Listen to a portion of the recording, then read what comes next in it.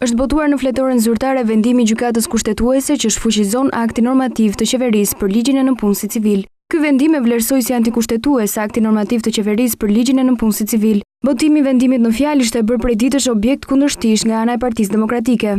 Në disa deklarata për shtyp, PD-ja akuzonte qeverinë se po mbante peng vendimin e gjykatës kushtetuese me qëllim që të vazhdonte pastrimin në administratë. Votimi i vendimit në fjalë në fletoren zyrtare duket se jep përkohësisht fund debatit lidhur me këtë fakt. Por nga ana tjetër duket se do të mbajë ende hapur kontestimet e Partisë Demokratike lidhur me efektet e aktit normativ. Nga ana tjetër, mazhoranca shtyu dje përfshirje në kalendarin 3 javor të punimeve të kuvendit të 16 amendamenteve të ligjit për nëpunësin civil, të cilat u miratuan nga qeveria më 13 shkurt. Ministri i Shtetit për marrëdhëniet me Parlamentin Ilirian Celibashi deklaroi se mazhoranca vazhdon të jetë e bindur se ligji ka nevojë për amendime dhe se konferenca e kryetarëve shtyu përfshirje në kalendarin 3 javor të Parlamentit diskutimin e 16 amendamenteve të qeverisë për çështjen e nëpunësit civil, me qëllim që të arrihet konsensusi me opozitën.